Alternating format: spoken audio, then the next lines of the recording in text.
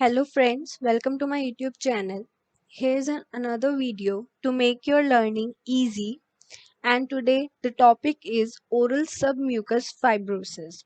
We will study this topic in two parts. Here's part 1 and part 2 will be uploaded soon.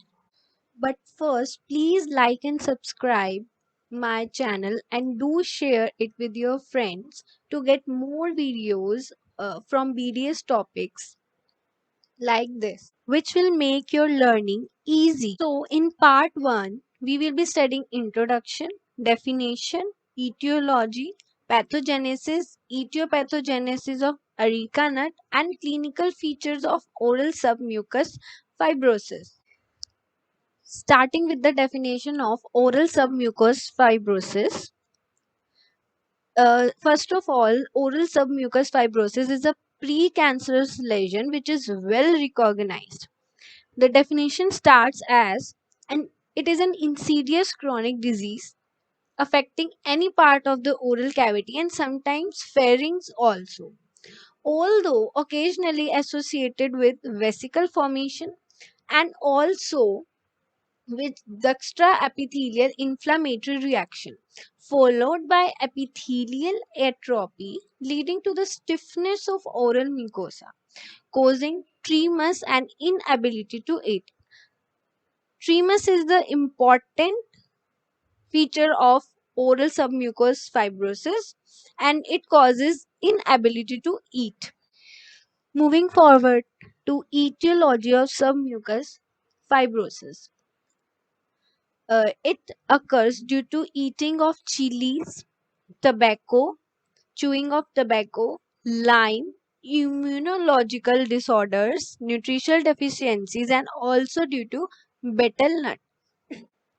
In India, it is commonly caused by betel nut, which is also known as supari, because it has psychotropic properties, parasympathetic properties causing euphoria and counteract fatigue, has antiemetic properties which reduces the hunger, and contains alkaloids like tannins and high concentration of copper.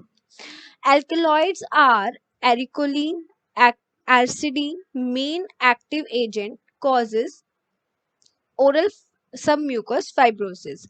This uh, ericoline and arcidine are the most common and which active agent which cause oral submucous fibrosis. Moving forward to pathogenesis. Why oral submucous fibrosis occurs after chewing tobacco or having betel nut? These have tannins or toxins which causes excess deposition of collagen in connective tissue. Type 1, type 2, 3, 4 are most commonly present, and in about 40% of cases these types are present of collagen. Also, there are various mechanisms by which it occurs. First is increase in collagen production, stabilization of collagen, and decrease in collagen breakdown.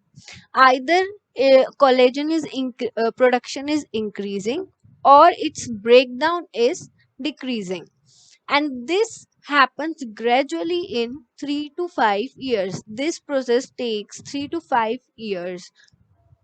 Now, as we studied in India, the most common which is causing the oral submucous fibrosis is areca nut. So, what is the role of in oral submucous fibrosis of areca nut? The areca nut releases alkaloids or like ericoline, which causes fibroblast proliferation and increase in collagen synthesis.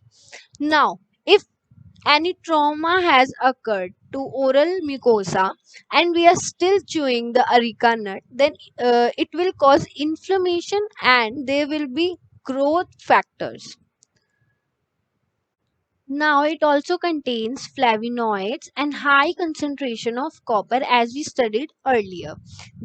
This flavonoids release tannins and catechins, which cause stabilization of collagen and decrease phagocytosis, which ultimately occurs collagen accumulation occurs and which causes oral submucous fibrosis. And copper directly decreases phagocytotic mechanism, which ultimately results in collagen accumulation and oral submucous fibrosis. Moving forward to clinical features of oral submucous fibrosis. The most common features are burning sensations while we take or consume any spicy food. Hypersalivation will be there. Blanching of oral mucosa. Blanching means there will be marble like appearance which can be localized, and in advanced cases it is generalized. Difference in leukoplakia and oral submucous fibrosis. What happens in case of leukoplakia? The spots are present at one point only, but in OSF it is present all over the oral cavity. We can differentiate in leukoplakia and oral submucous fibrosis. Fibrosis band present are in elliptical manner. Mucus becomes tough and leathery, which causes difficult to stretch, and which gradually decreases the opening of mouth or mouth opening. In last slide, we studied the most common features which are seen during or in oral submucous fibrosis. Now we will be studying features of different site of at mucosa.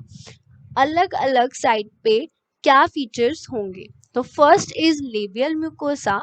At labial mucosa, the band runs in elliptical manner. In buccal mucosa, most commonly buccal mucosa is also involved in oral submucous fibrosis, and the band runs vertically.